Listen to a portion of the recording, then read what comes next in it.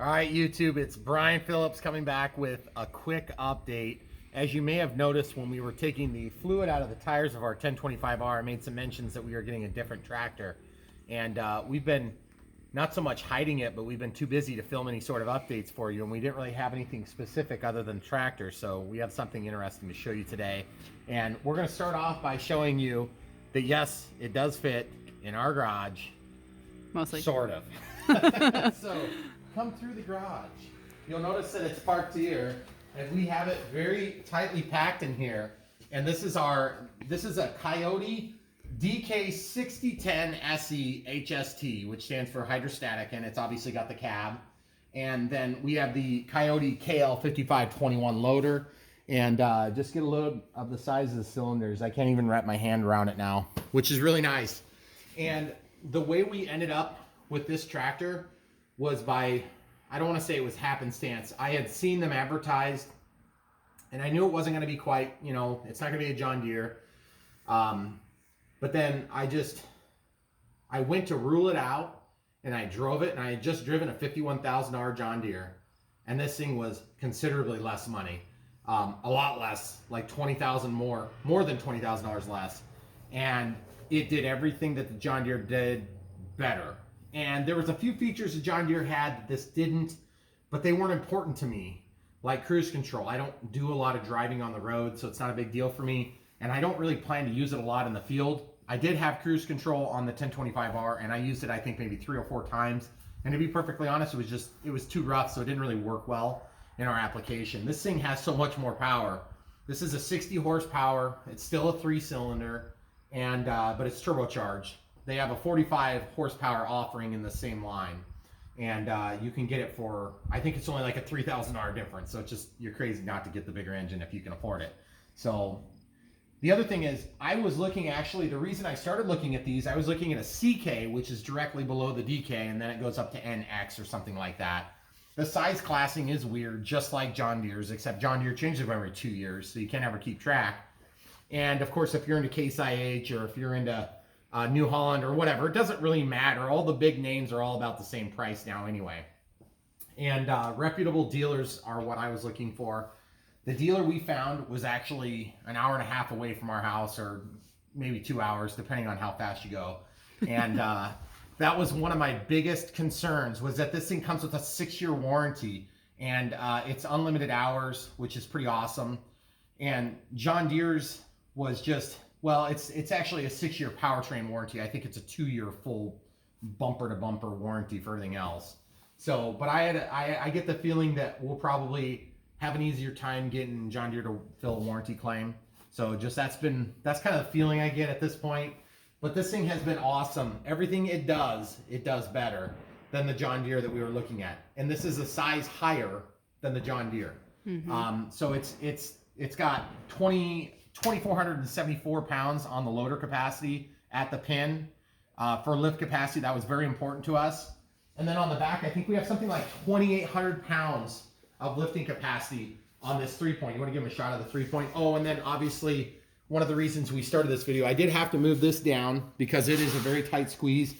This actually comes mounted up here, and it goes up above. And then, of course, there's some plugs here if you're going to do beacons, which we're not going to do beacons. I just wanted to show you this. This is Silverado 3/4 ton. I can get the first bump, and I can kind of go out further and bump the tire, and it doesn't hurt anything. And then the cab, both sides lock open like this. That was a big factor for me. On the John Deere, even though it was like almost $20,000 more, the right side, first of all, the controls were much tighter. I mean, you could get out in an emergency, but it doesn't have a cylinder. So like if you need to talk to somebody on the right side of the tractor, you got to get out this side and go over.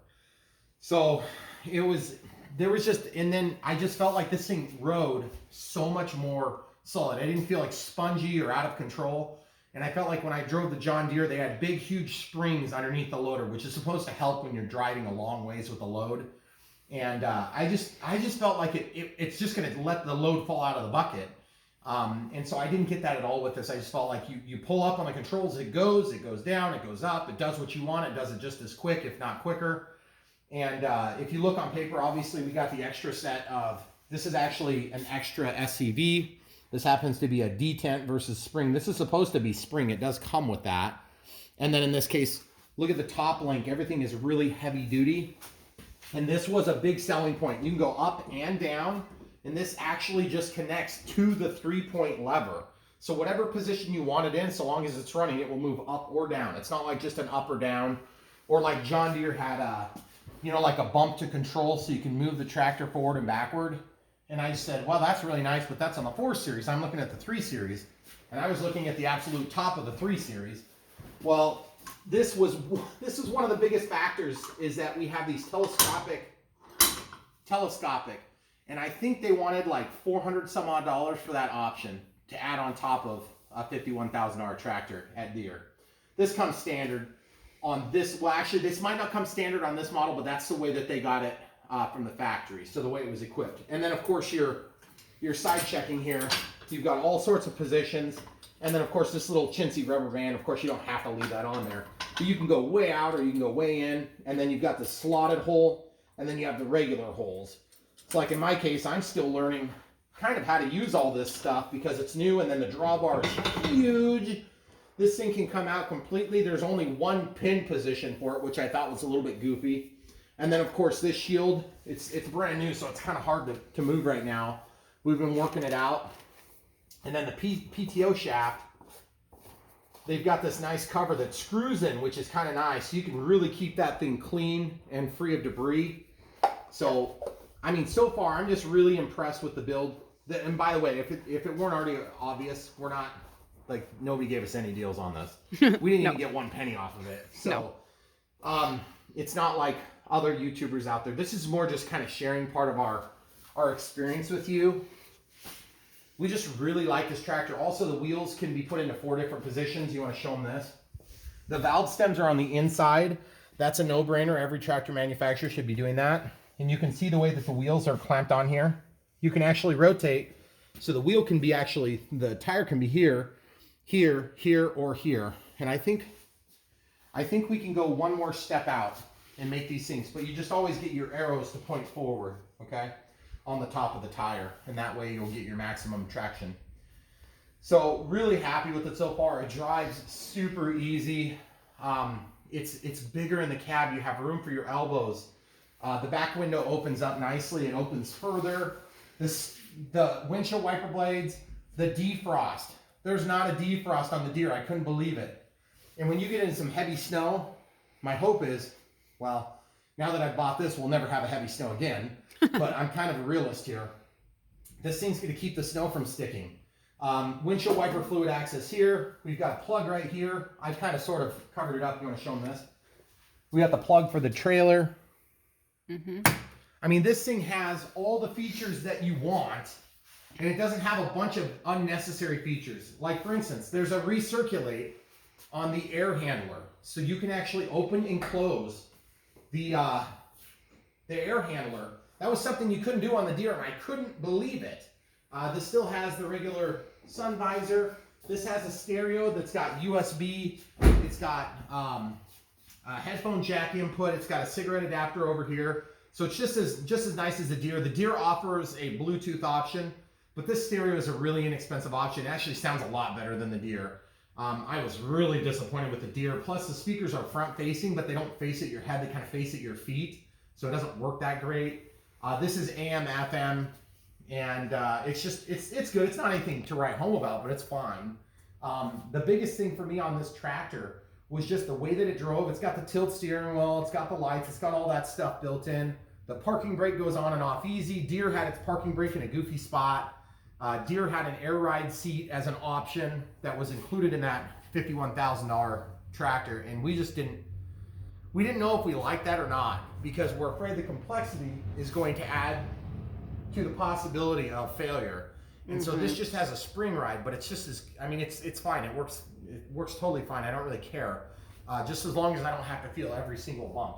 And the other thing is, look how big these tires are, guys. Look at this. It's like up to my belly.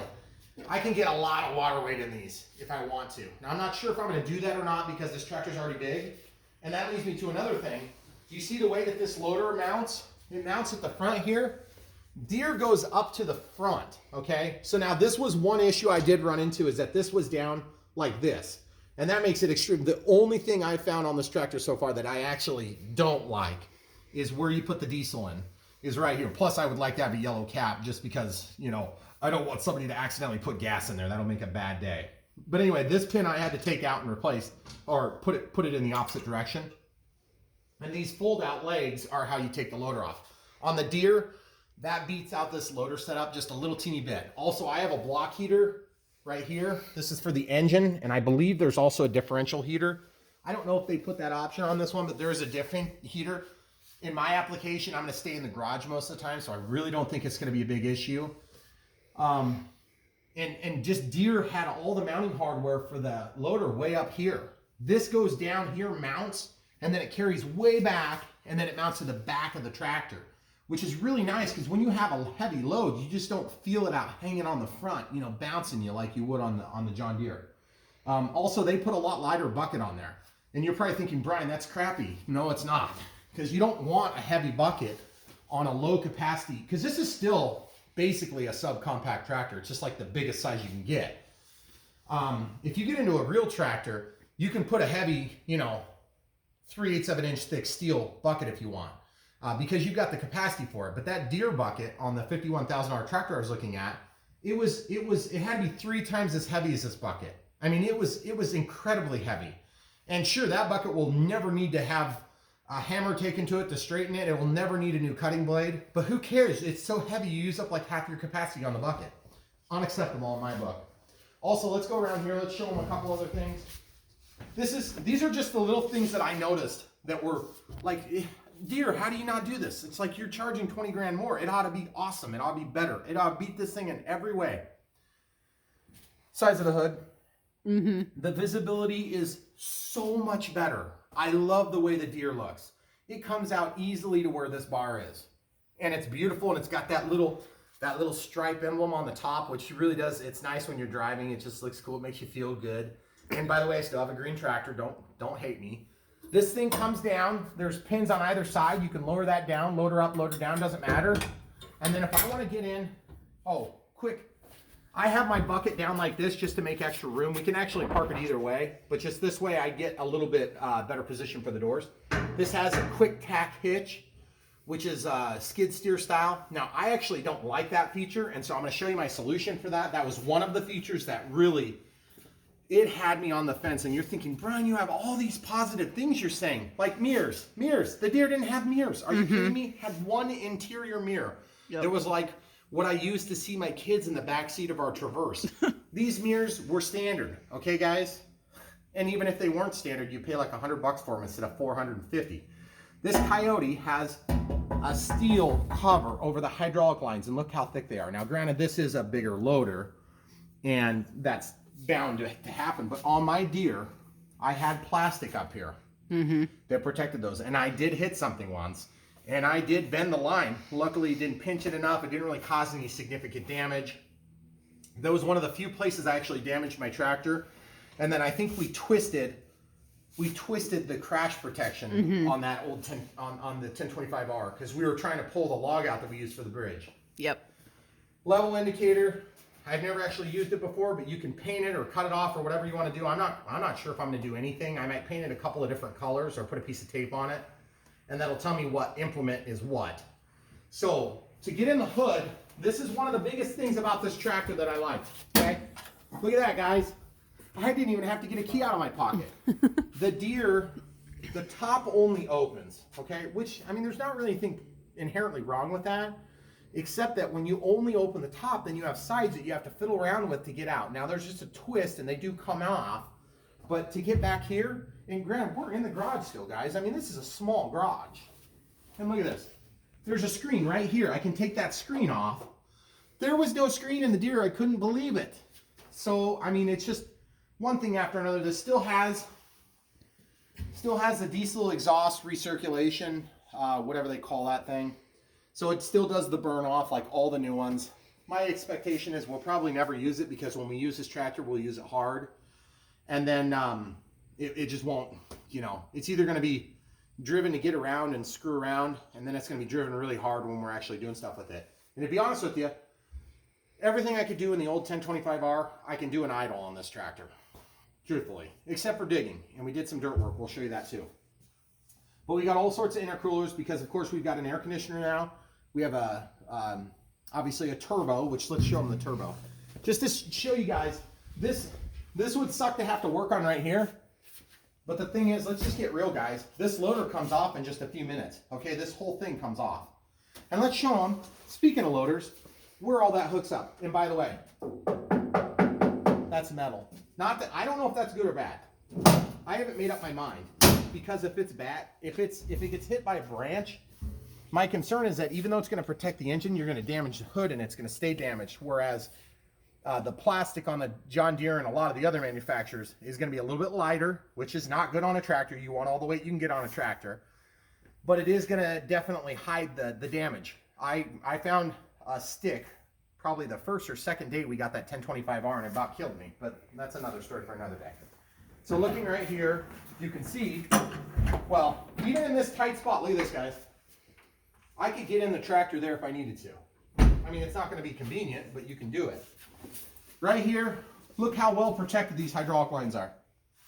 All four of them are protected by this frame. I would say that's probably about, I can't say if that's 3/4 inch thick, probably. Probably. It's thick or an steel. Inch. Yeah. Okay. And this is the frame I was talking about. If I want to add extra weight, my hope is I can just put some steel sock up on there too. And obviously the water weight's going to transmit the weight directly to the ground and it's going to keep the weight off the axles, which is ideal. But just to show you, we already have this thing marked out. It's been parked here for a couple weeks. We love it. It works really good for what we're doing. We still have a bunch of bugs on the windshield because they delivered it driving forward, which, you know, what are you going to do? But what we're going to do now is we're going to drive out and I'll show you the quick-tach release system, which you guys probably already know if you're watching this video. It works really good now. One of my biggest concerns is that that's not going to work well in like 5 years.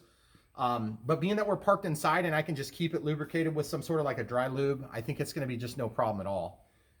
The other thing too is with that heavier duty system, you can get heavier duty buckets. Now, the trade-off is I don't necessarily always want heavier duty implements. Just because I have a 60 horse tractor doesn't mean I want to have the heaviest duty bucket you can get. Because the application, there's so many factors that come into it, namely capacity. I don't want to give up capacity. So this bucket weighs half as much as that bucket on that Deere.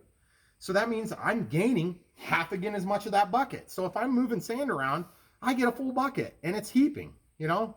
And this thing does just fine and it doesn't bounce all over the place. So anyway, without further ado, we'll go ahead and have the camera crew back here and we'll let you watch how tight it is getting out. And keep in mind at some point, if we do another building, which we probably will, this tractor is probably going to be here still, because if we end up going ahead and clearing snow with this, I want to be able to walk out in my shorts, run the heat, run the air, whatever it is, come out, clear the driveway and park it and be done with it. And then go back in my comfortable attire. I don't want to have to get dressed up like I'm going out to work for hours and hours just to jump in the tractor. Now that I got a cab, it's really nice. And that was something we debated about was, do we want a cab or not? Yeah, that was a huge...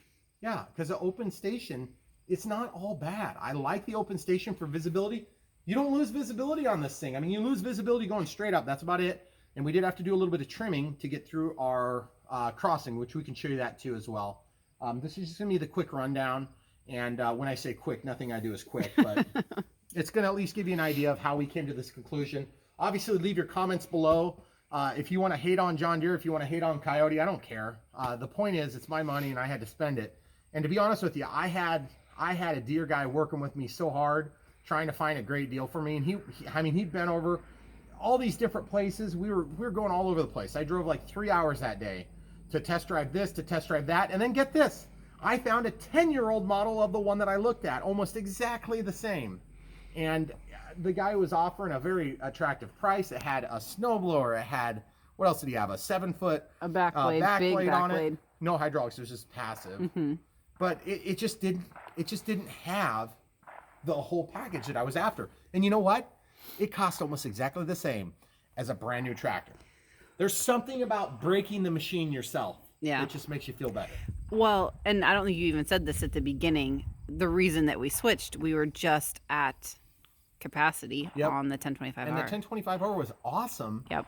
But it was also, I mean, we're at like 90, 95, 100%, 120% on what it was supposed to do. And we finally did break the tractor twice. We broke it both times we took A, but we broke it just, one of them was a fluke. We had a hydraulic line that got hit by a stone, I think, and that was just a fluke. That could have happened to this too. It could have happened to anything. But then the second time we broke one of the linkages that's supposed to stop the checking, and they just had like a turnbuckle design in there, as opposed to these where they just have that slide on there.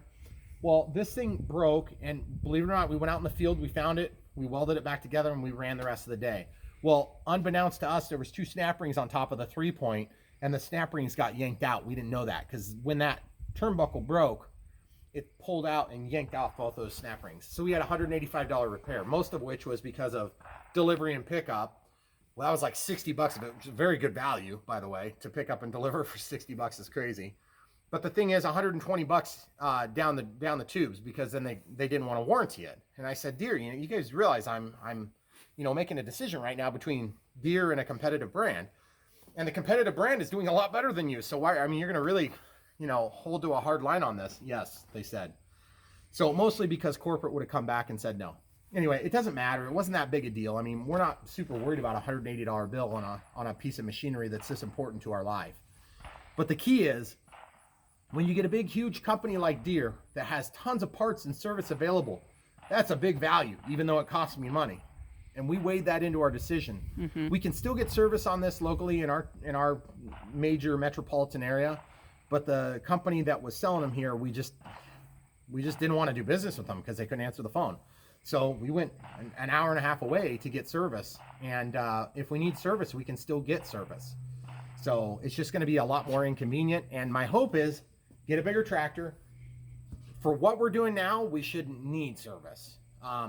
If we want service, we can always go to the one in town and get service if we need it. If we want parts, we can get parts. COVID was another factor that came into this.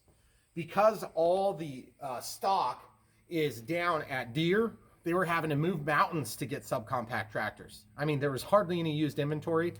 And anyway, so we only had a limited selection. I mean, we were going through the process of ordering a brand new tractor, and they couldn't even give me a lead time, but neither could they.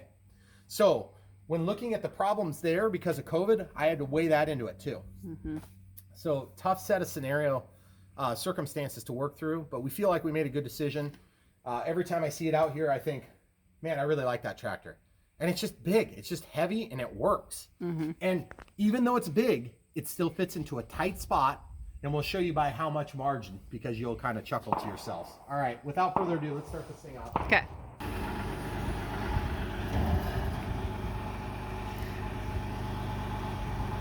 I don't know how well you guys are going to be able to see this. I'll try and show you here as he pulls out of the garage.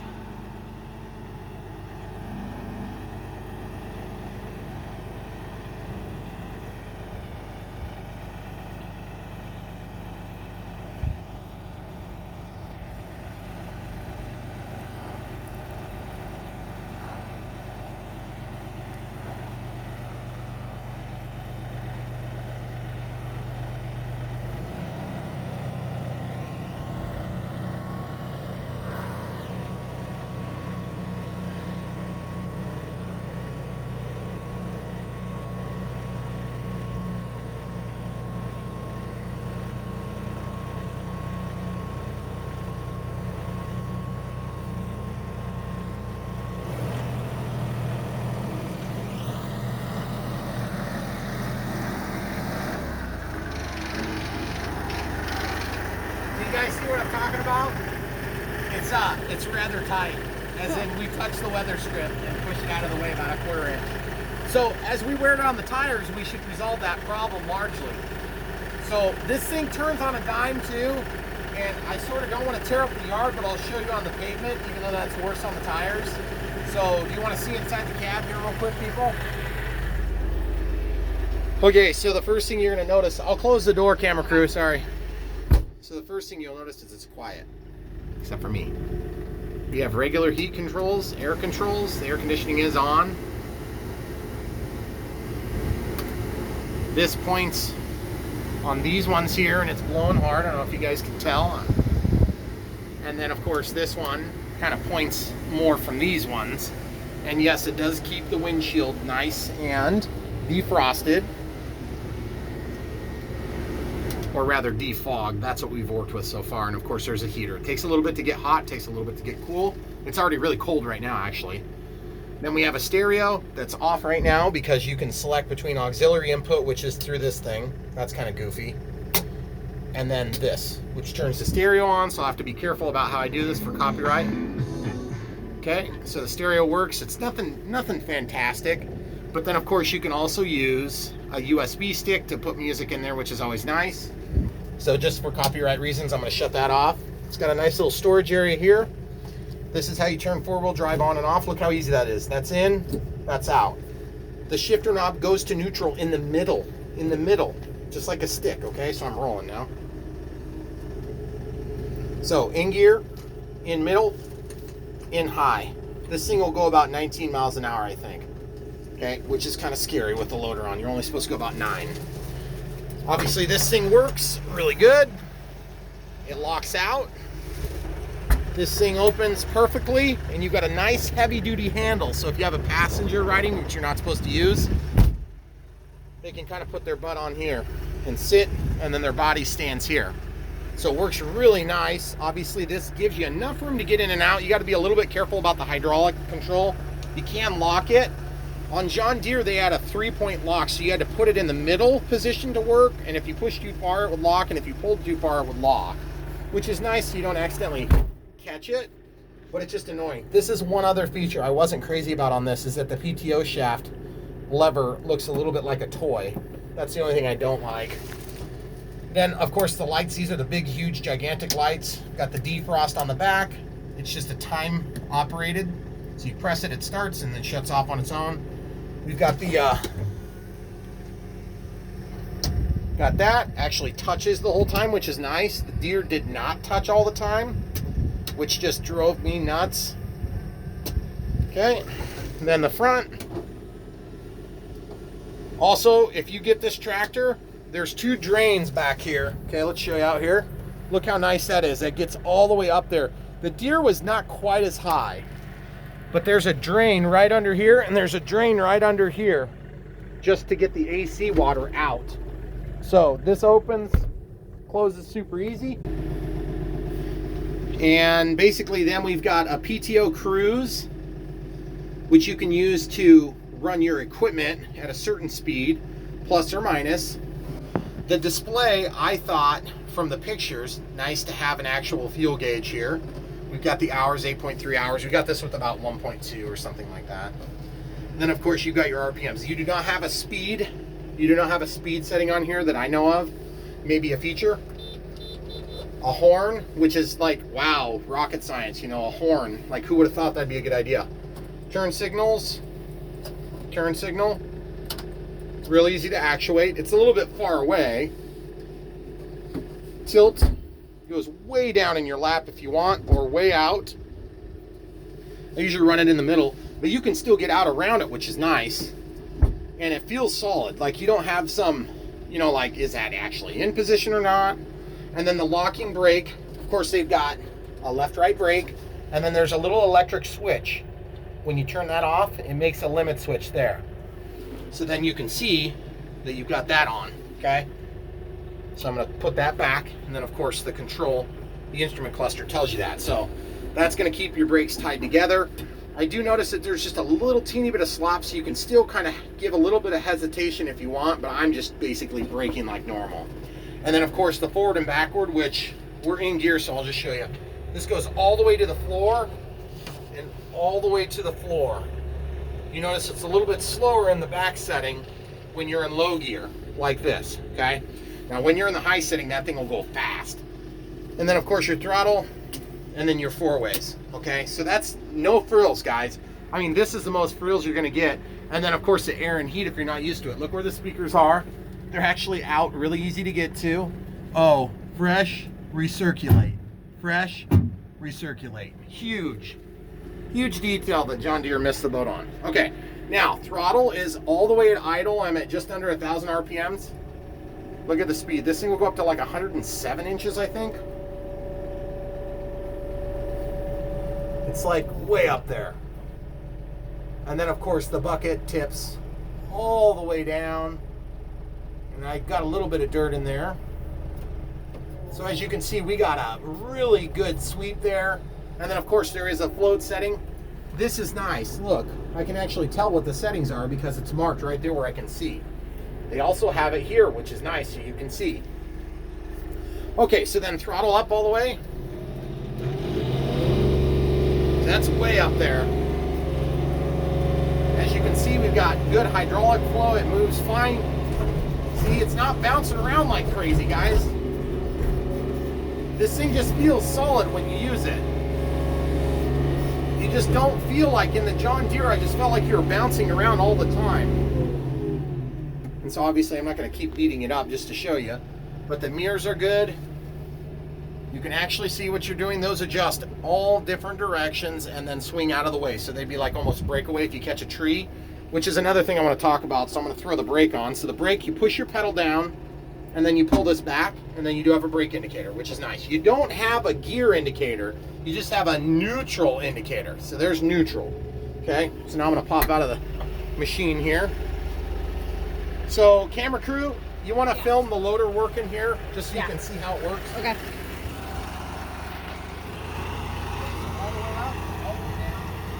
So he's gonna go all the way up and all the way down. He's gonna free it. He doesn't have a mic on. It's got a bit more reach than our 1025R had.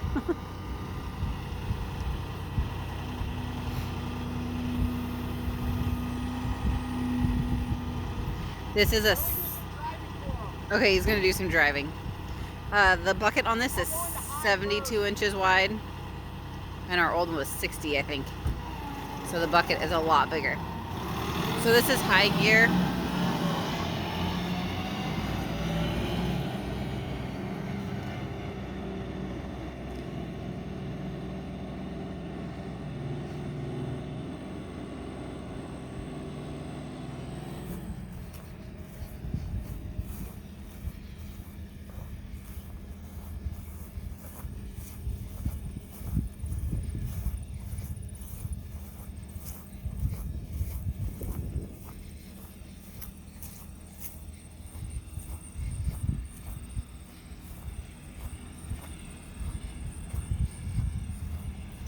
I don't know if he's gonna drive over down here over the bridge or not.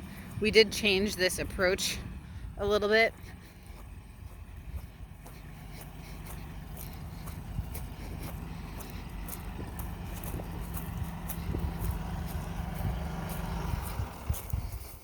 So as you can see, it's fast and you can go slow, just as slow as you want to go. Yep. We had to open up a new path. Well, we didn't have to, we chose to. See, this is one thing that's real nice is when you get out of this tractor, I mean, I'm sure with the Deere or whatever brand you like, you're going to get used to the cab. It takes a little bit of time, but this thing just feels solid. The glass feels strong. I think the cab might actually be made in the US, but don't hold me to it. This is one thing we noticed about this lighter duty bucket. It just takes a little bit more wear and tear than what we would have experienced on our previous bucket with the John Deere because it's thinner. But the good thing about a thinner bucket is you have more weight capacity for what you actually want to use it for. And this is what we did. We used to have to drive in over here. And so we pruned up these trees just to make the gap opening much nicer. And by the way, getting in the bucket, which you're not supposed to do, but everybody that has a tractor does it. You get up there, oh man, it is so much safer and so much easier because I can get up in there with a chainsaw and I can trim these branches back. It is so much better, so much better. But you're not supposed to do that though. You're not supposed to do that. Don't do that. But don't do that. So obviously this little area, we've got new seed down, so I kind of hate to drive it across right this exact second, but we're going to probably do it anyway. We're just not going to burn out for you, so we'll do it real slow so we don't screw up all this. And you can see we kept this little berm, and that's just for drainage, but I just want you to show you how well this works across the bridge. So do you think you can give them a, we'll do this way, and then I'll turn around and you can give them a shot from the other side so they can watch for deflection on the bridge. Oh, okay. And then when we're done, we'll go ahead and put the attachment on and get to work. Okay. So, do you want to talk about stuff or just pause it? I'll talk while you're going across. It comes with rubber mats. I don't know if you guys noticed that. Oh, I never noticed that. Nice. Yeah, so when you need to clean that out, it's going to be about 100 times better than if you didn't have them. Yeah. Plus, it really helps on the noise. So. Oh, yeah. Okay. Oh, I'm still in neutral. I got to get it in neutral. Yep. So we basically made this a straight shot. When we first put the bridge here, it was more, we just did it for looks to kind of make a little like cute path or whatever. But now that we're actually working, we just need it to be a little bit easier. So he has a straight shot. So we cleared out that area that he just went through. It was just the scrub brush that you see on either side. And then we cleared, same thing, just the overgrowth on the other side so that he can just go straight across the bridge and straight out.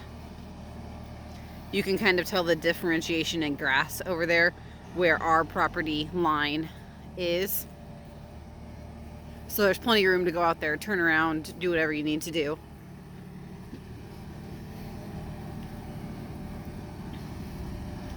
He's gonna turn around and I'm actually gonna walk down into our creek right now, which is not a creek, it's dry. My 3-year-old is highly disappointed that our creek is broken. So that you can see how well this bridge is holding up.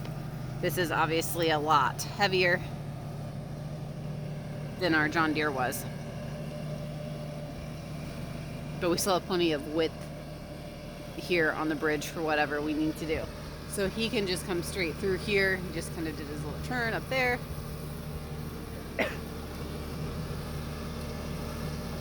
And then you can come straight across the bridge. You don't have to worry about the trees on either side. I forgot to tell him you can see the tires, which is really nice when you're maneuvering through tight spots. Yes. If you have a fender flare, it's nice to keep the mud off, but you can't see the tire. Yeah, when you're sitting up there, you can just look, you know, lean over and look and see where your tire is. So that's really nice. The visibility in this one is a lot better. Okay, so here is our bridge. This is just trees. Yes. So pretty cool, huh? We basically designed a bridge for a little dinky tractor, and we used it like, I don't know, 20 times. And then we got a much bigger tractor. Now that we have a straight shot to, which by the way, we did that dirt work in 2 evenings. It probably took us about an hour. Yeah. Hour and a half, maybe. I don't know. It was mostly screwed dark. around.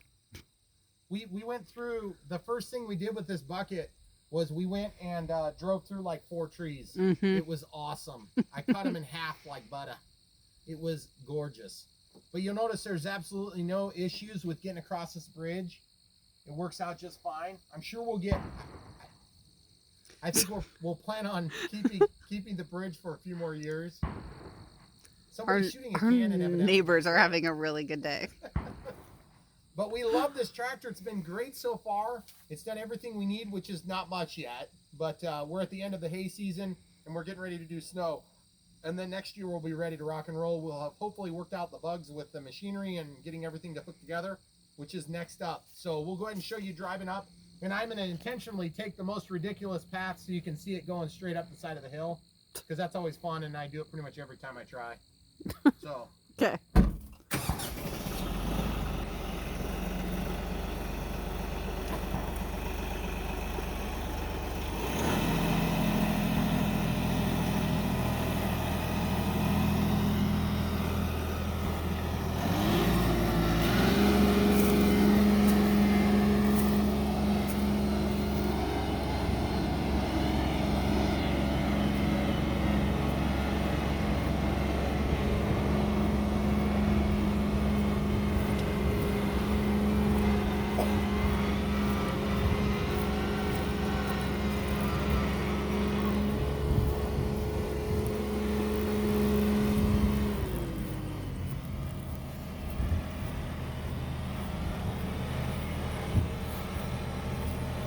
Okay, I think he's gonna go up so we can hook up a couple of implements. So I will meet him up there. Okay, so we got this thing. This is our adapter that goes from quick-tach to, or skid steer to John Deere. So we're just gonna show you how that works. We'll just unbox that real quick, but we'll actually put it in a bucket. We're gonna drive out to where our other attachment is, and we'll give you guys a shot at seeing how it works. At some point, we'll probably give you a ride in the tractor so you can see it working. But look how nice it is when you got big doors like this. You can definitely get in this side. It's a little bit harder. You couldn't do that in the Deere unless it was an emergency, or you would flip the tractor. And let's hope that doesn't happen. Do you need like a utility knife or anything? I hope not. Okay.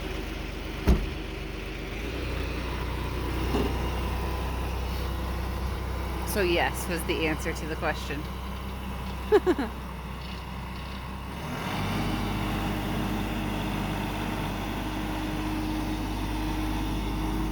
So he'll probably explain this in a second, but while we're walking out, part of the reason that we got this adapter was so that we could have our same fork carriage, and that's what we use for our hay spears. And so he said that when we were talking earlier, that was part of our decision making process, was what attachments do we currently have that will obviously need to go on this tractor. And so we found this adapter plate, which is from Titan Attachments, so that we can adapt onto our fork carriage, which is sitting right over here.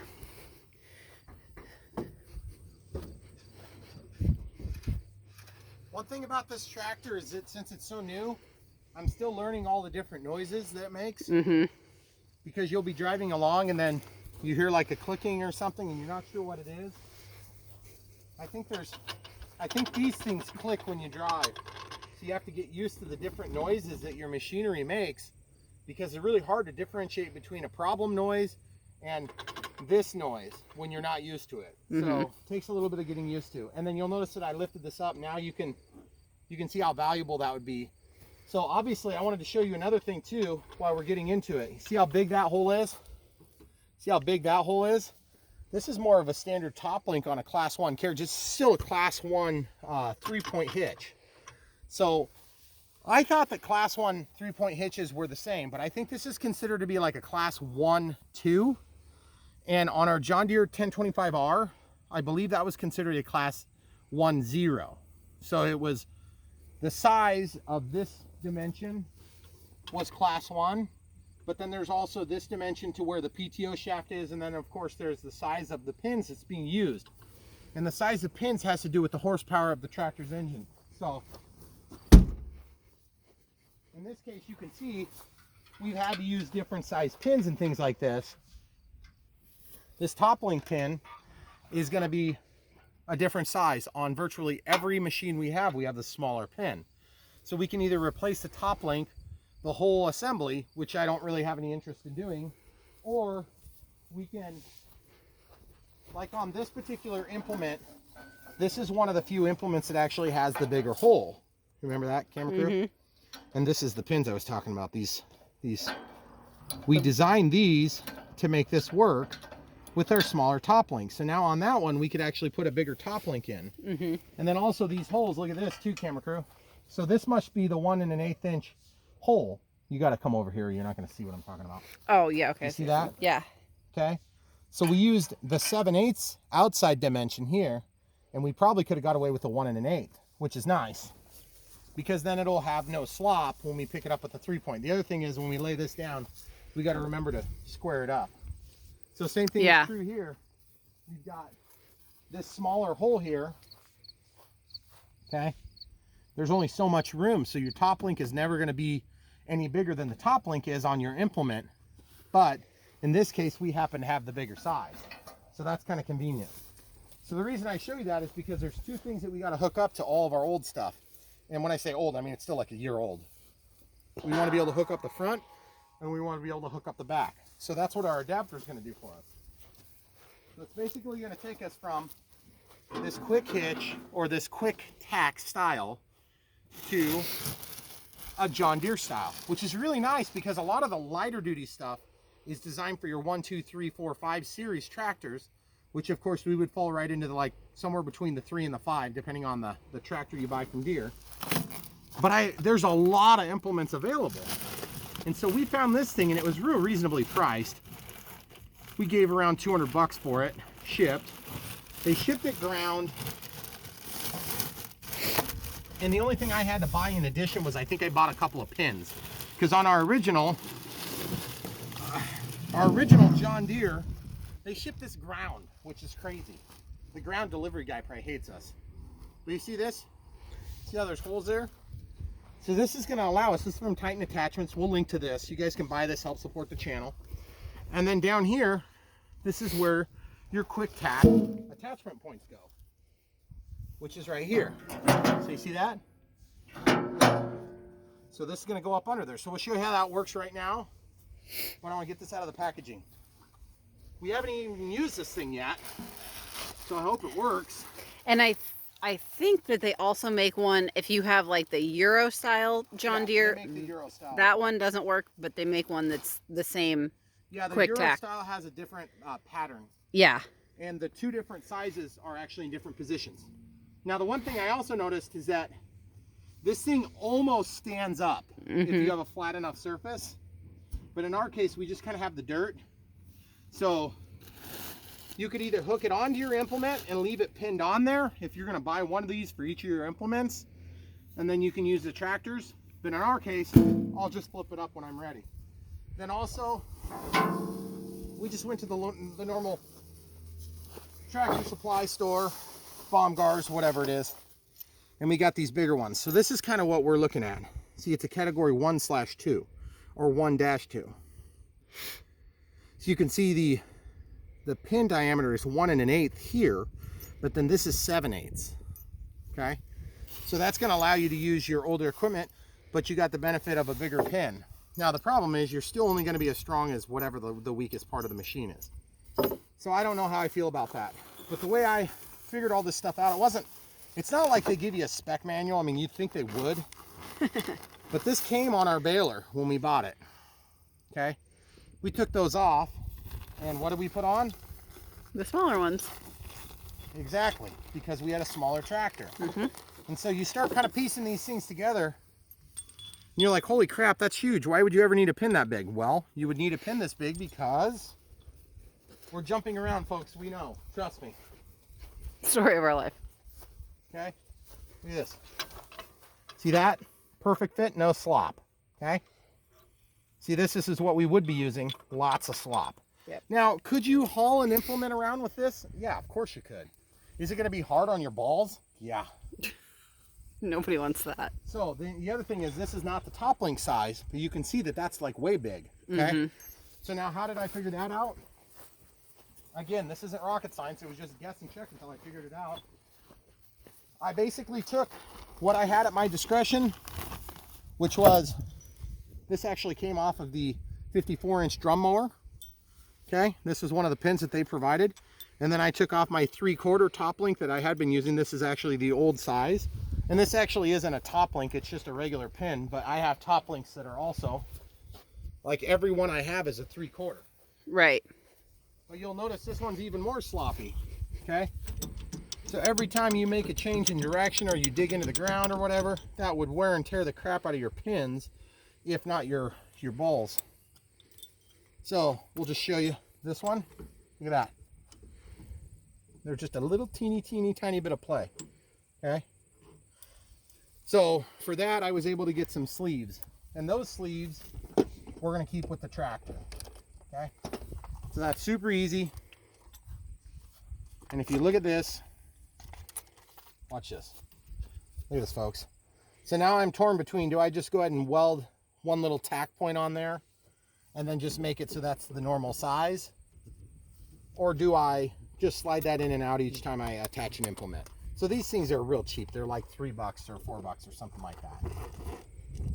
And then of course I had to get a couple new linch pins so that I could hook up that implement on the front. So we'll bring those with us.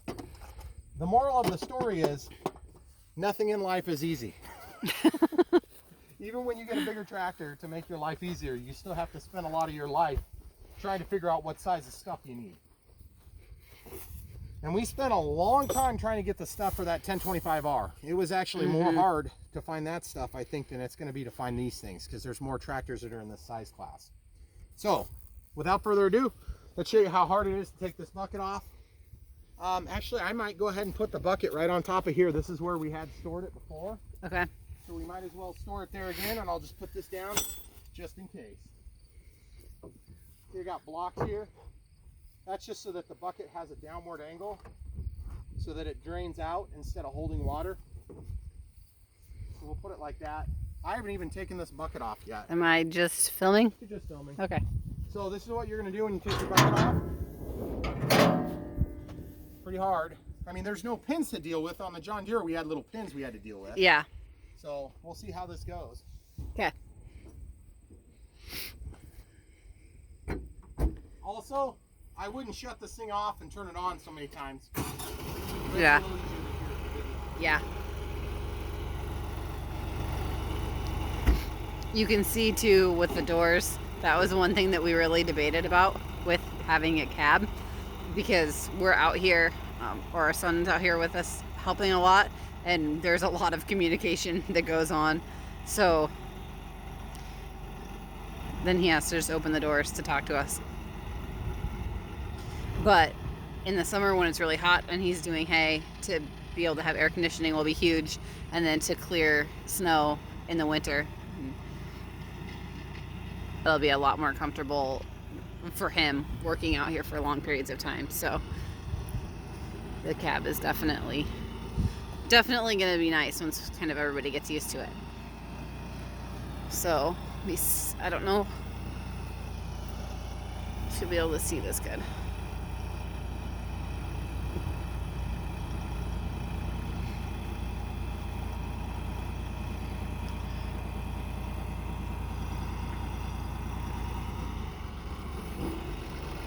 Okay, so it just slides out.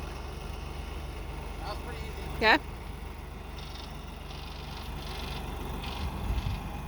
I don't have to worry about them coming out at different angles because they're mechanically tied together now. Huh.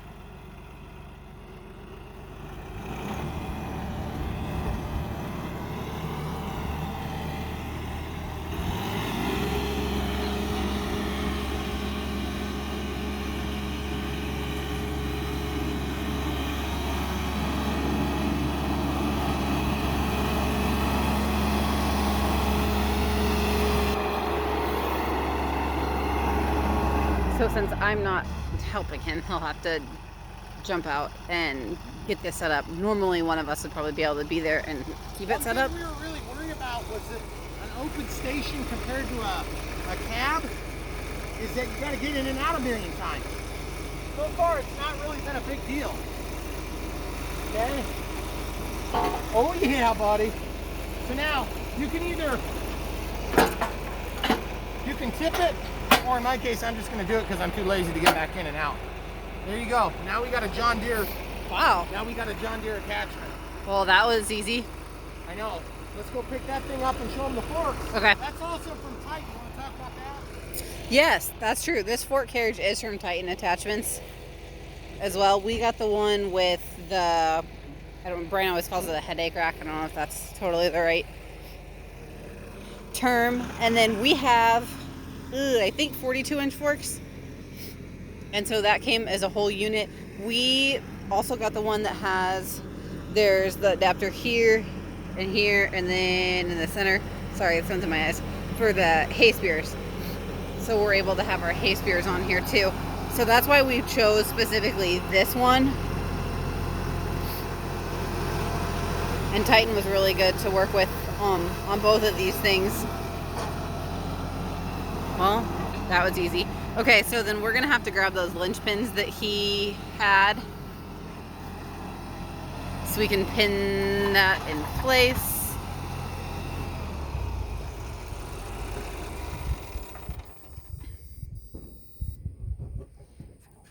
Well, it's not in place yet. You Not know quite. why?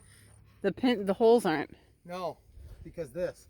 Oh, we knew that might be an This was issue. the one thing I knew we were going to potentially run into. You see, guys, normally this would fall into this pinhole position, and then you just put your linchpin in. But in our case, this has a 2-inch ball receiver, or 2-inch ball hitch receiver, and then these things are where I put my spears. Now, this is actually designed to receive the long spears that we use, but these are designed to use the real short spears. They're a stabilizer spear. Okay. So in our case, we're either going to have to cut this or we're going to have to cut that. And I'm actually not sure which one would be more appropriate. I think honestly, you're going to gain, you're going to lose strength on either one. Do I want to keep this? Yes, but look how much room we have back here. Show the people. There's a whole hand width without any question. So if I cut this, probably what I want to do is drill 2 holes, and then I want to use a grinder to cut it out, and then I have a nice rounded hole so I don't make a weak point where it can crack out easy. So that's I'll probably cut that. It's going to be a pain to cut, but not a big deal. Go ahead. Since we have the drawbar on the back, do we need the hitch receiver on the front? Well, and that's another thought, is that we technically don't need it, and I actually haven't ever used it. So we could actually just cut the box. You can still use the hitch adapter, but this is designed to receive more so that you have more support. So we could also just cut that and be done with it. I mean, to be honest, it's not going to prevent us from using it. That's a good question. We've never used it. We haven't yet, but there's other things you can do with that. Titan sells other things that you can use, you know, like front-facing plows and things like this. But we got these 48-inch forks, and I'm really glad we did. Now, they're 3,000-pound rated forks, I believe, is what they are by default. And then obviously the color difference is going to really weird some people out. They're going to be like, boy, that's butt ugly having those 2 different colors together. But to be perfectly honest, I really don't care. No. It doesn't bother me. This is a utility vehicle. Yep. This would probably look a little nicer if it was gray or black, and they do offer that in a quick-tach attachment. But you want to know how much that costs? That's like $900. Yeah. So anytime you get the quick-tach attachments, you're going to be spending big dollars compared to buying these John Deere, you know, small series pieces. So without further ado, guys, I had planned on showing you move around some stuff, but I guess we got a little bit of modification to make, and I don't really think that's important enough to share. But I got green touch-up paint and I got a grinder, so that'll take me about 20 minutes. But the adapter plate worked. The adapter plate worked perfectly, exactly. with the exception of this. Now, that being said, this one that is in the quick-tach style, that piece sticks out, which is notable because, first of all, it's more expensive, and second of all, your spear adapters also stick out. So this sticks out here. So that may impact some of your decisions, because look, guys, I have room back here. When this falls back down, it's going to be fine. It's not going to impact any of this area here.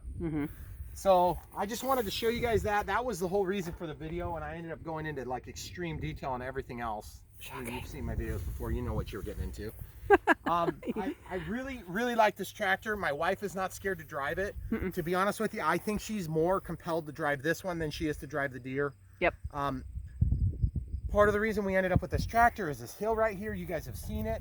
We've talked about it before, just to give you guys an idea. If you want to stand right there, and then I'll just show them right there. Don't go any further. I just want you guys to see how big of a difference we're talking about. I mean, I'm like 12 feet down from where I was. In a pretty short distance. So going along this hill, it's still going to be scary with that tractor, but I'm probably not going to be going sideways. And you find out so fast on a tractor that if you have more capacity than you need, your lifespan increases as an operator. Yeah. And that was part of the other factor that we were trying to weigh into this decision, was not so much that the tractor we had wouldn't work. The key is it would work. If we had a flat piece of land, that 1025R would have been perfectly fine for what we were doing. Yep. I firmly believe we wouldn't have had the problems. And the other complication that we had that you may not is that the row crop was planted on the hills. And so I'm going opposite a lot of that. And so every time I would go up and down in that 1025R, I was hitting every single bump in that back 3.6 acres back there. And so it's not that I couldn't do it, but it was like I was literally riding a horse The whole time. the whole time. Every time I would go perpendicular, which was like, you know, half the time. It wasn't the whole time. I would go parallel. I would go with them too.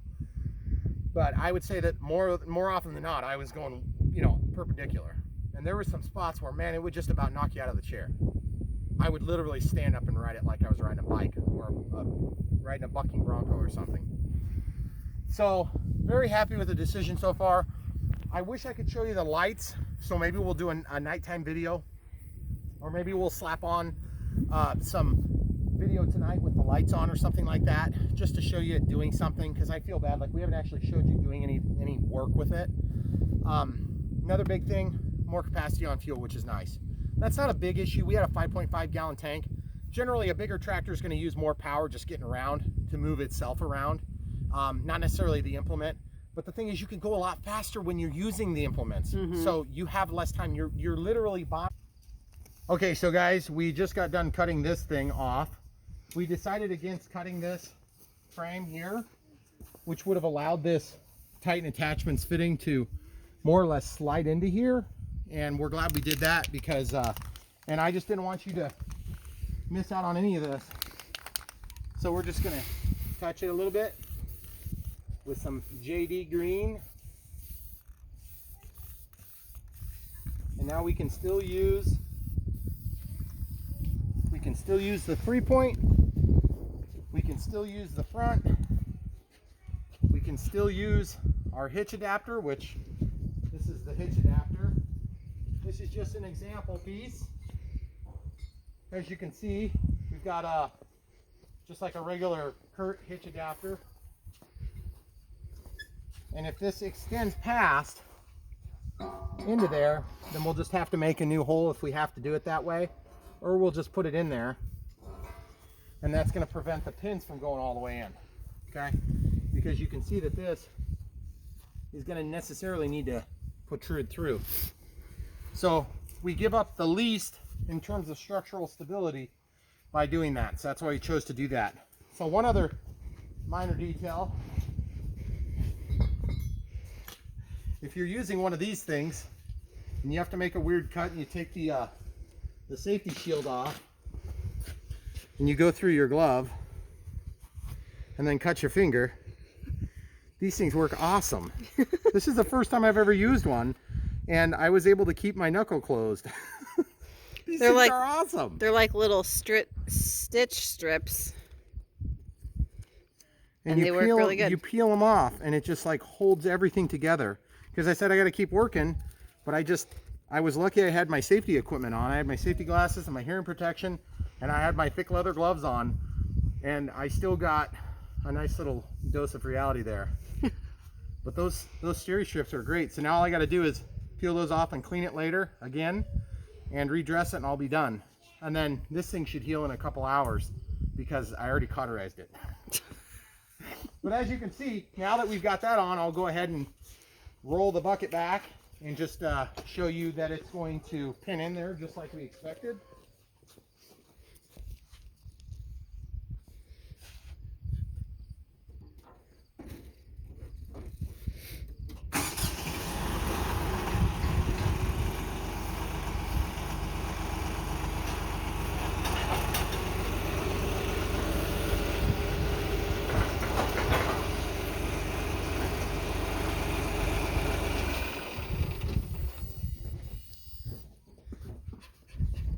Now we get to see if the pins line up, which it looks like I'm not super close. Side to side. I think I just need to slide it over towards your side just a hair.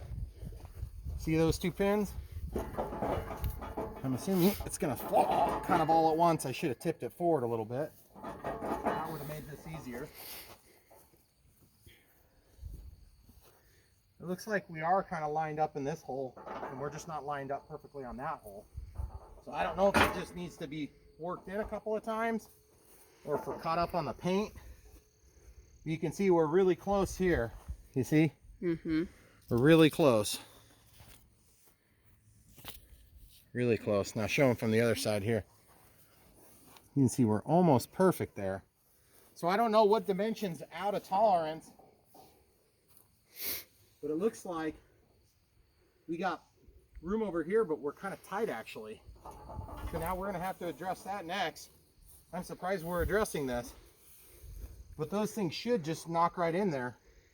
Yeah. Unless I bent one of my pins or something at some point. I kind of doubt I did. Should we pause it to investigate? Yes, let's pause and investigate. Okay. So in closing, don't cut your finger. Number 2, we have a little bit of a hole issue here because this hole is tight over here. And then this hole is tight over here. Which means that if we're bumped up tight up against the outside edge there, and looks like that would go through fine, then what that means is the holes on this frame are in a little bit, or the pins on that frame are out a little bit.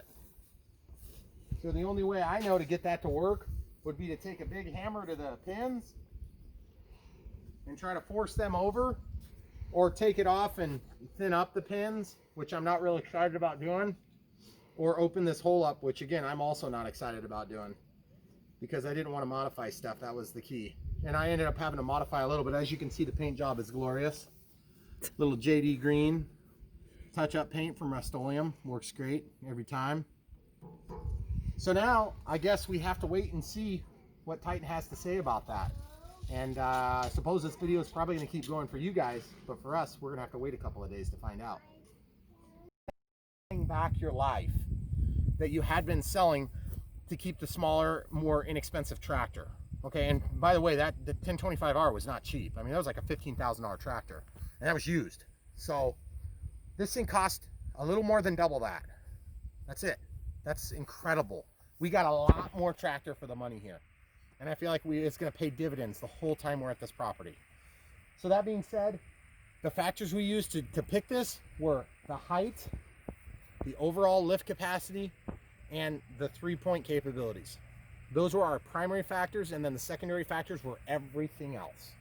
Which was a lot. Which was a lot. And I'll tell you what, when it got down to making the decision, it was way easier than I thought it was going to be, because every time I went around, this was a huge factor. If I would have known for certain that this existed, that it was cheap, this was only like 200 bucks. Okay, 200. You start buying money, you know, big items like this, 200 bucks is nothing. When you live in town, 200 bucks, good Lord, that's like a new lawnmower. Yeah, out here, 200 bucks is nothing. It's free. It's the adapter plate. So basically this thing, yeah, the adapter plate, yeah, you could spend, I'm going to spend $20 on sleeves for each of those kits if I decide to do it the right way, but I'm not going to. I'm going to do it the cheap way. So I'm just saying, money flies out of your wallet quicker than you could ever imagine in the country if you want to do it right. But the good news is we finally got into a tractor that's probably going to be the right size, so we can hopefully keep it for, you know, maybe 10, 15 years, something like that, and just use the crap out of it and really enjoy it. And hopefully we will teach you guys a thing or two about our experience with it. And Kioti, they've been around for years. They build the Bobcat tractors. And so it is a South Korean company. It's not Chinese, it's South Korean. There is a difference. Trust me, I review a lot of Chinese stuff. I looked at Chinese equipment for all our hay equipment. I looked at Indian equipment. The Indian equipment was about 50 times nicer than the Chinese. I'm not trying to beat up Chinese. I'm just saying, I'm a realist, okay? So you pay for what you get. This thing is very nice, and we got it at a very good price. By the way, they're also assembled in Texas. So even though the components are built in South Korea, Yanmar makes John Deere's diesel engine. So Yanmar is, I believe, Japanese. Very good, reputable brand too. Again, not all Asian manufacturers are created equal, okay? It's just, there's a lot of difference in South Korea and a North Korea. A very big difference. And it has to do with Kim Jong-un. Anything. So you have to keep that in mind when you think about an Asian country, or which India is part of Asia, right? I think. Sort of. But anyway, it's all over there, and it's overseas. It's not an American built. Now, that being said, they're shut down from COVID, and guess what? John Deere's also shut down from COVID. Yep. Even though they don't have to, even though they're marked as critical and essential, they still have 2 of their main subcompact plants shut down. Not a good idea, John Deere. Should be opened. You should be selling that stuff. People need them. Farmers need them. People need to eat. And animals also need to eat hay. Yes, they do. And I wanted a new tractor. So here we are. Thanks, South Korea. All right, that's all you get for today. Thanks for watching. we'll give you guys a quick clip when we're done fixing this up. It's taking us like 20 minutes, and then when the sun is like down and back up and down and back up and down and back up, you'll our see. 20 minutes will be over. Come back for more. So we told you it'd be a couple of days, and it was a couple of days. We were having trouble getting the pins to drop into this position here and here. And actually one side would have been fine, but the other side wasn't. And we just found out that there was a dimensional issue, and talked to Titan. They worked it out. They gave us 3 options, and we just took the fix it ourselves, and they gave us a little bit of credit, and they took care of us. That's one of the reasons why we really like working with Titan. We've had 2 different situations where we had issues that come up. Some were just totally not their fault, but they still try to make it right. And then other things, like I think this one was probably their fault. But we had to elongate the hole here to get the pins to line up, and that's just a fluke thing. I don't know, maybe they had their jig set up wrong that day. But anyway, we really like the product.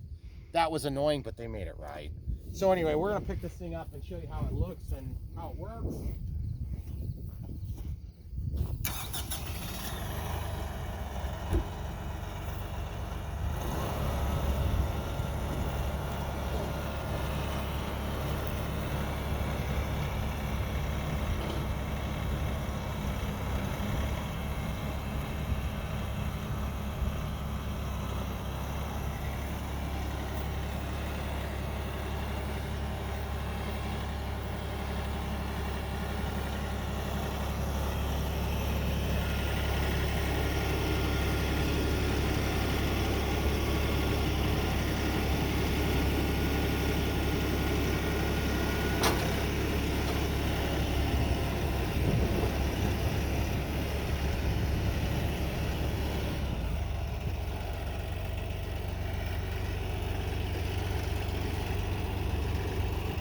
So as you can see,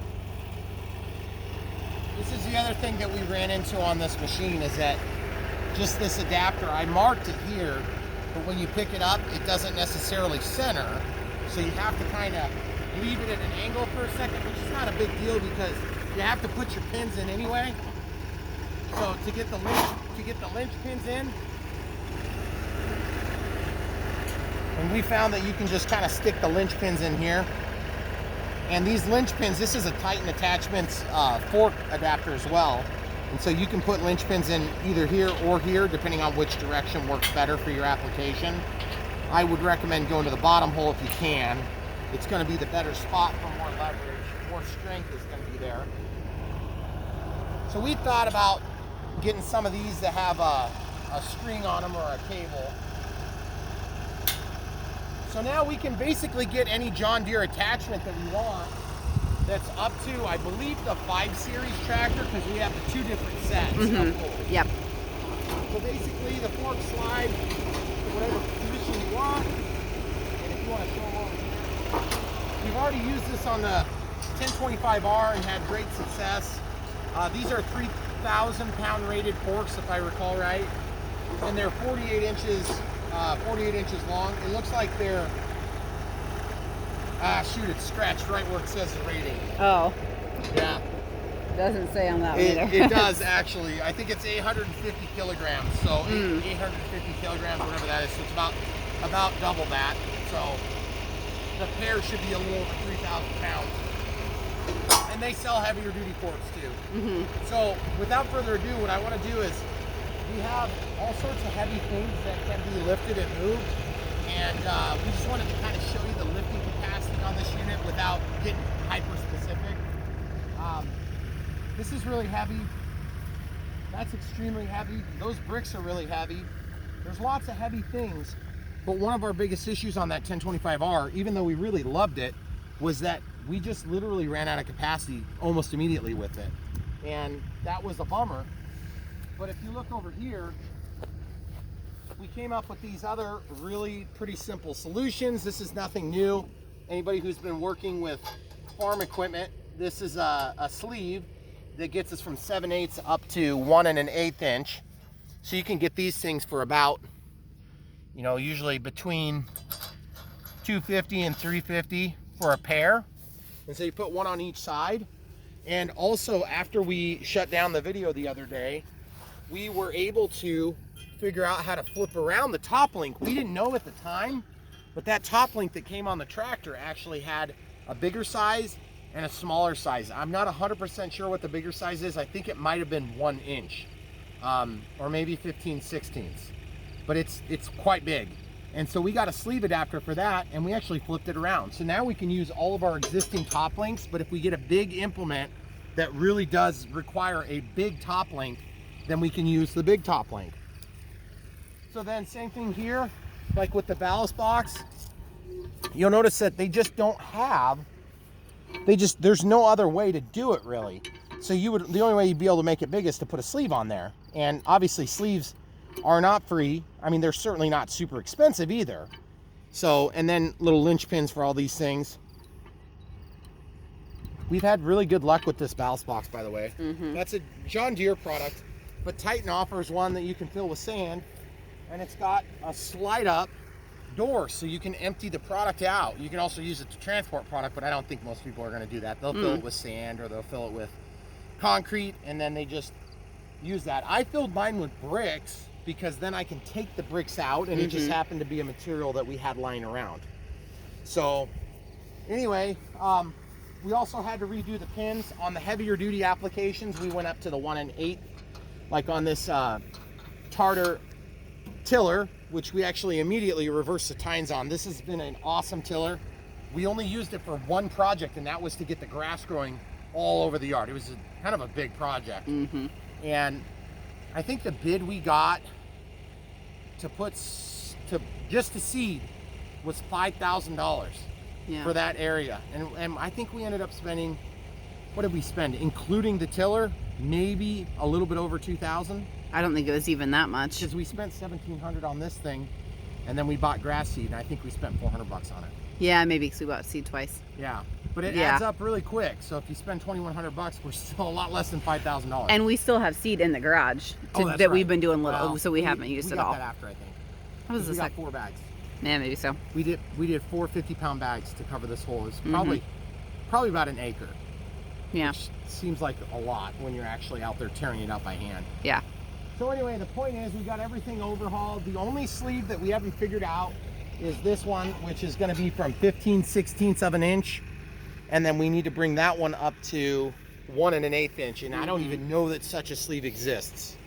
So without further ado, what we'll do is we'll go pick up a couple of these pallets that have hay on them. And I want to pick up one of these heavy things, but I'm just not sure. Maybe we'll pick up the tiller real quick and just show them how easy it handles it. Okay. So,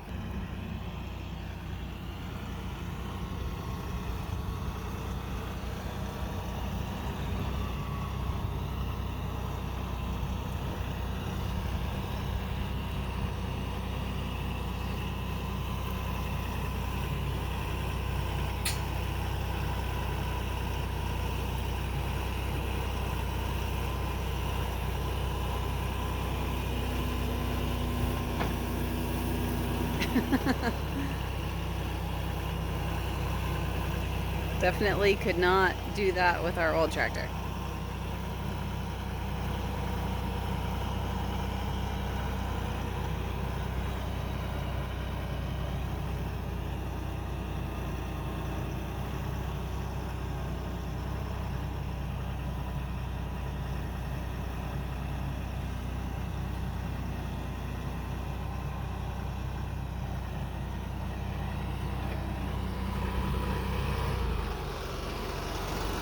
So, and just to be clear, I have no ballast on right now, none whatsoever. This is just with the stock configuration and of course the loader and that little adapter. But that thing is heavy.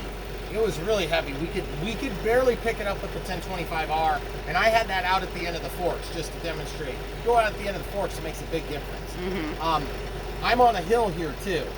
So when we put that down, we had to drive it over 3-point. So I want to give them a shot of the visibility from inside real quick, because that was a big reason we went with this tractor. Oh, okay. So, okay guys, so here we are sitting inside the tractor, and as you can see, we got the forks there, and you've got, I'm going to try to give you a kind of a rough view from where my eyes are.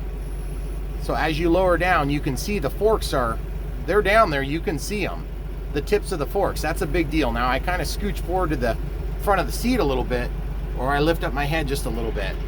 But just to give you an idea, I'm in medium gear, medium range, and I'm gonna drive into that. So super easy hydrostatic transmission. They also, I think they also offer this in just like a power shift sort of configuration where it's more of a tractor. But the controls are super easy. If you haven't driven a forklift, I mean, it's probably gonna be a little harder for you, but I drive forklifts all the time. And you can see we're just going right in. Got no problems, real easy. Tons of power on the steering. We have zero problems with that. And then this is at idle, and look at it. It just doesn't even think about it. The one thing it does think about is that I don't have any ballast on this tractor right now. So if I was gonna be playing with this thing, I'd wanna get some ballast going on. So I'd wanna go pick that thing up, which will make a huge improvement over this. So the other thing too is I have no water weight, and the water weight in the wheels is gonna make a big difference, especially the main wheels. So, which I was talking about the other day, you can see the edge of the tire, which is really helpful when you're making decisions on placement. And then of course the mirrors are super handy, and you can point them in any direction, which is really nice. That's not uncommon in a tractor, but it's really nice for backing, and it's really nice for everything else. So I'll give you back to Megan here, the camera crew. So anyway, I'm gonna go ahead and put this back, and I don't know that we've got a whole lot more that we're gonna talk about in this video, do we? I don't think so. Should we go show them how much higher we can pick up the hay? Because I want to get the steers on and try that, but we might have to pause and come back to that another night because we don't have time for that. Right. But at idle, I'm able to pick this up and manipulate it, no problem.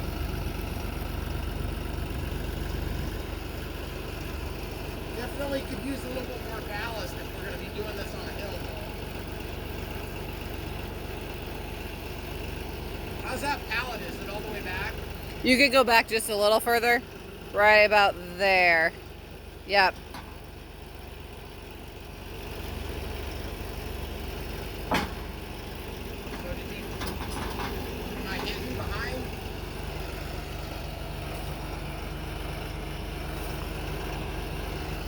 No.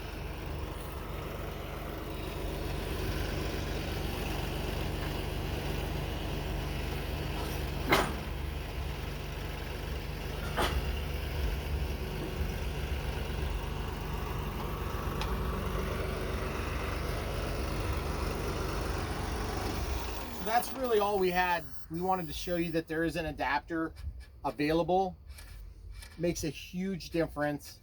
You can see good, you can get around the hood, everything works really nice on the tractor. Obviously some water weight's going to help a little bit with ballast issues, and it's also going to be nice if we're doing a lot of forking around, we'll go ahead and put that on, or we might even use the tiller as a counterweight. So you don't have to use a ballast box. You can put ballast on the back. You know, whatever implement you want will work. So it's just, you want to put about the same amount on the back as you're going to be planning on lifting. It'll help a lot. So, all right, that's about it, guys. Hope you enjoyed it. The Kioti, as you can see right here, the DK6010SE Hydrostatic HST is what that stands for. And obviously this has the cab option. So if you guys are considering a new tractor, we've got nothing from these guys, and so far we're really impressed.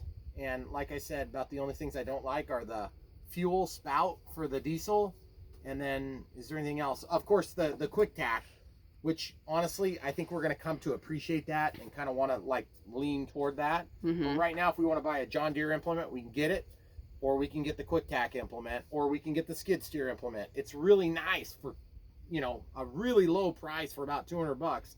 You can have that thing and you can do the same thing. So definitely worth the money. And thanks for watching, guys. Come back for more. I forgot, we need to hook up a 3-point attachment because you haven't even seen that yet. And part of the biggest reason we went with this tractor was so that we could have this additional 3-point ease, because half the battle when you're driving a tractor is hooking up and unhooking implements. I just want you guys to see how easy this is. Granted, this is our second time doing it.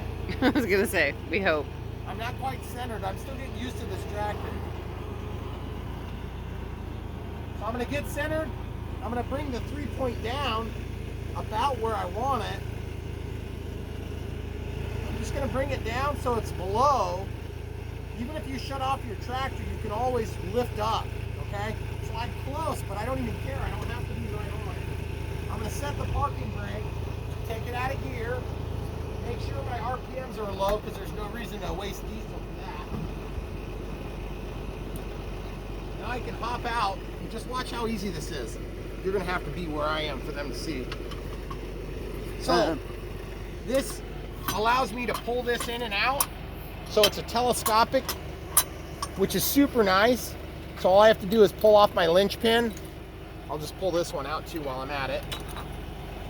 And I can either lift this manually, which is super easy. So I'm gonna let this, normally you actually back up and you stay. See how far that is? That's a huge difference. So I'll show you from over here. The reason that it's so nice is because the controls are right here. This ballast box was one of the worst implements we had for getting on and off. And it's funny because it's the thing you really need to have all the time when you're not carrying an implement. Okay? So then I can pull this pin. And it's just really easy and well designed. Obviously I have this thing on here, which I can take off if I want. And I'll just pull it out just for ease. And then you can always just grab this and push that in and out. Okay. I'll come back to that side in just a second. And just pull this pin and that lets you go out. And look, I pulled up too close. So of course I would pull up too close for this. Ugh. See, I always had to move this thing and I hated doing that. It was such a pain. So this is where you got to be a little bit careful. Okay, so now I've got that up a little bit. See, and that's why you don't have to back all the way up. Now you can stay out a ways and you can unlock that. So I'm going to drive forward just a hair. So you actually want to be a little further forward than you think. Yeah. I want to be a little bit further forward. So I'll just go into low gear and pull forward just a hair. Okay. Parking brake is set. I'm in neutral. That's the other thing, is getting in and out of this tractor has been way easier than the alternative choice. Which we looked at a 3270 and we looked at a 30, what was the other one? It was a 3046. Yeah, that's which right. They're super similar. They're not exactly the same. One's like 10 years older than the other. Right. That was like the biggest difference. So now you see, I can't get into that pin. So there's an offering here for a slotted one too, which is real nice. So it just depends on what you need for that application. Then throw your linch pin in, and I'm set on that side. Obviously, like I said, I've only done this twice on this tractor so far. We hooked up our rake the other night for a project. So I'm gonna pull this pin because that's biting me. Oh, you know what? I think what happened was I backed in and just kind of tightened it up a little bit. Oh. But if you loosen all this stuff in the right order, it's so easy. And the thing that's nice is once you get into the bigger implements, it's maybe not always so easy to do this. And anybody who's put a ballast box on knows exactly what I'm talking about. Yeah. It's a pain. And once you've done it more than twice, I'm sure it will be even easier. Yeah. It'll be easier for sure. But this is still easier than the second time on the other tractor. Yeah, on the other tractor, I think I fought it for like hours every time. There yeah. Sometimes they still get stuck like that. Okay, so that's in. And then I'm just gonna hook this up just to keep things where I want them. And then I'm gonna go back to that slotted hole so there's a little bit of play. And then I can pick this up and lower it down right from back here. Then drop the top link down. And see, we just use this. This huge one's down. Now I've just got the regular size down here, which I think the regular size is 3/4 of an inch, guys. So, and when I say regular, I mean the class 1, not the class 1-2 or the class 2 size. Because this is a big class 1 tractor, whereas what we had was a class 0-1 before. Yeah. And of course, what's the point of having a class if all these things are different? Well, evidently that's normal. So we're going to bring this out.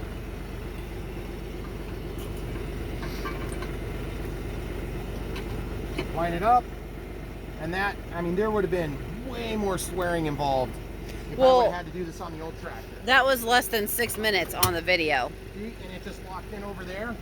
And as soon as I get off this hill, then it's going to lock in over here too. Yep. And that's going to give us the flexibility to basically repin it wherever we want. Now it is going to be swinging right now, but we can only swing this far on either side. So I'll drive forward and show you what it does. Oh, by the way, did you notice that the 3-point isn't phased at all by this thing? It has 2,800 pounds, I think 2,800 pound lifting capacity.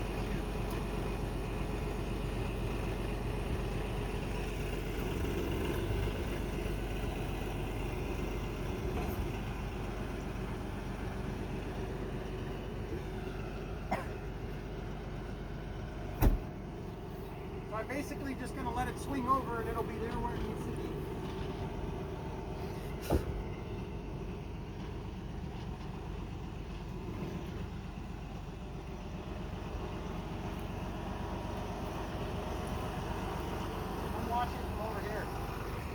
And then you can watch it snap in, which is pretty cool.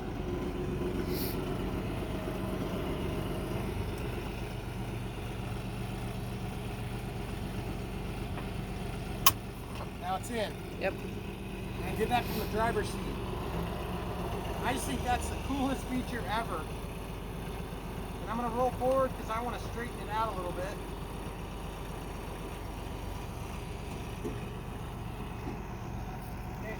Brake on it in neutral. So now if you want to repin it, you can repin it wherever you want as long as it lines up. So like it's not lined up, right? So I can just lift it back up from out here, which is super nice. That is a huge advantage, guys. Anybody who's ever done any work on a tractor will see this and think that is awesome. And obviously you get this on big tractors. Like guys with big tractors are like, what's the big deal? Well, we'll do that on a 1025R. Yeah. Which granted, this is not comparable to a 1025R at all. It's a lot bigger tractor. It's a lot more horsepower. It's a lot more money. But this is comparable. This is actually a lot cheaper. It's the orange when you compare it to the John Deere. So now the other thing is I noticed my top link is kind of cattywampus. So when I lower this down, I can fix that too real easy. I can take the load off and then I can adjust my top link without being under load, which is just super easy. And just put it where I want and then I'm off and running. So that is just super, super nice. And that stays right where you put it. So it's not just an up and down, because some of the manufacturers have an up and a down, or like a drive forward backward, which would be nice. I call that the run yourself over switch. Yeah, I was gonna say. But I mean, it works really good, and you can tell that's a lot of ballast. So just for grins, we'll pick that thing back up so they can see it.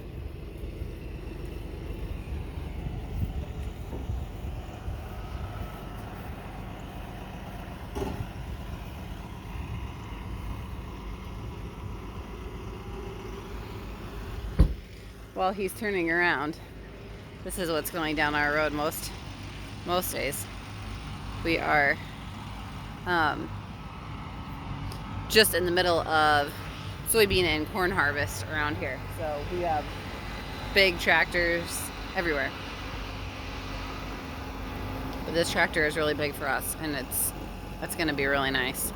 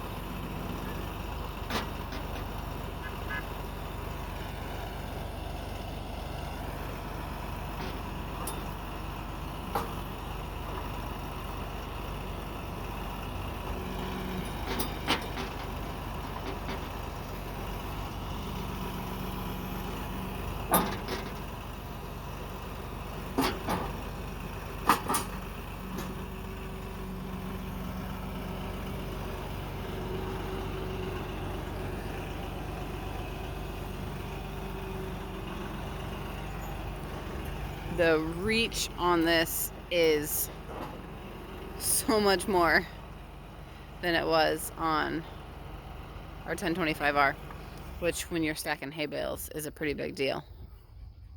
So that was the other big factor, is just seeing how high this goes. I can't even, I mean, I can jump and touch it, but that thing goes way up. Now, would I lift that on this hill like that? Only if I thought I could get away with it.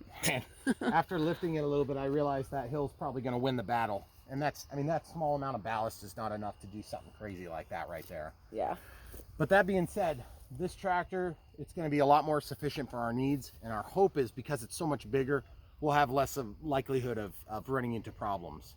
So you can see, I mean, hooking up that ballast box, that probably didn't look very easy on camera. But if you'd have seen the first couple of times we hooked it up, it is a stark difference. It did not. Difference. It did not take 6 minutes the first time we did it. No, it probably took 60 minutes, and there was a lot of bad words used and a lot of frustration. And having those telescopic links is huge. I mean, it's gigantic. So if you have an opportunity, I don't care what brand you're buying, if it's an option, you may seriously consider. If you're going to do a quick hitch, it's probably less important, but you're going to find really quick, as soon as you get a quick hitch, you know, suppose you get an eye match from John Deere. Okay, great. Well, let's hope you buy all eye match stuff. Yeah. Because as soon as you buy something that's not eye match, it's not going to work. It doesn't match. It doesn't match. It's not match. So anyway, that's why we didn't get a quick hitch. We never did get a quick hitch, but we did get some tools that were called like an easy hitch, and that worked really nice. So in lieu of the telescopic ends, I think that was a good option. And it was reasonably inexpensive, but that was still, I think we still had like about 120 bucks in that thing. So the money flies quick when you're buying tractor stuff. So it adds up really fast. And us city folk had no idea before we moved. No, we did not. Anyway, that's all we got for you tonight. We just wanted to give you guys an idea of kind of how that works. It works great, it's super easy. Obviously the modifications for the little 2-inch hinge, the 2-inch hitch adapter, that went totally smooth. If we ever need to get a hitch adapter that goes through that plate, well then I'll just, at that point, I'll just have to cut a hole in it. And I just didn't want to do that. I just didn't want to change the rigidity of that whole frame and everything. And that's 3/8 inch steel. So, and we haven't used it yet. We haven't used it, but they do sell some really nice features for that. I think they're probably more along the lines of a subcompact sort of thing, you know, like your really small end 1025Rs. But then Artilian also makes some cool attachments that go into that 2-inch ball hitch adapter. So might be worth considering. Anyway, that's all you get for tonight. Thanks for coming back. Sorry I forgot to mention that earlier, but you still got it. And did I show them the lights? Did you mention the lights? No, let's talk about because it was dark. Because it's starting to get dark, but it's not dark. So obviously the front lights are very bright. They're halogen bulbs, like what you would have in a car, and they are extremely bright, blinding bright. Yes. Where do you want me to be? So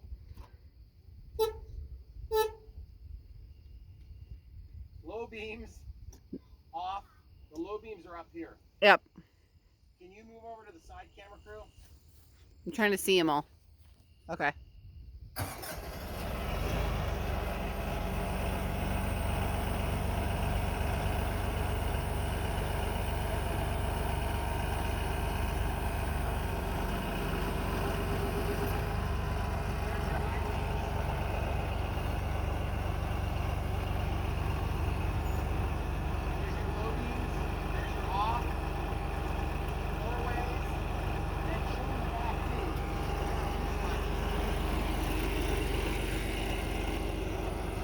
So these are the work lights, and these are all pointable. They go up, down, left, and right. I have them pointed right where I want those, so I'm not going to change them. So it works really nice, guys. It's very bright in the dark. Yep, it is. It's very bright in the dark. It's easy to see. We did have an opportunity to use the PTO on-off, and like I said, in this, the fit and finish on everything is just fine. It's nothing more than you need to get the job done, and that was the only place where I felt like it, you know, it kind of felt cheap. But other than that, other than this, I'll show them what I'm talking about. Other than this thing right here, Other than that thing, I like the fit and finish of this. This is like a vinyl. It's padded, which that was something I didn't realize was padded. And then this is plastic, but it has a really nice fit. It doesn't vibrate. You don't hear any, you know, bouncing around and chattering and things like that. This knob is on here with a Phillips screw, so you can just tighten it when it loosens up, which is nice. Everything just goes together nicely. This is that padded stuff again. Helps with noise dampening. And then this is one of the few places right down there where your pedals pass through that there's an exchange of air. Everything else seals nicely. Mm-hmm. So without further ado, we have stuff to do. Thanks for watching. We hope you enjoyed this little kind of micro review of this Kioti tractor. Kioti doesn't have near as much market saturation as Deere, Case IH, you know, it's, you name it, Kubota. It doesn't matter. They don't sell near as many in North America, but the thing is, they do sell under the Bobcat brand. Basically, they build the Bobcat machine, and then Bobcat builds their own loader. So I believe that's the only main difference, because of course Bobcat does that. There again, I don't know what their price points are. I didn't even look. I just was really happy with this one, and I just went for it. So, and that's the other thing you're going to find too, when you start searching around for tractors, there's about 10,000 choices. Mm-hmm. And if you're going to order a tractor during a pandemic, this is a great choice, especially if it's in stock. Anything else, camera crew? I think that's it. Okay. We better work. Thanks for watching. Bye.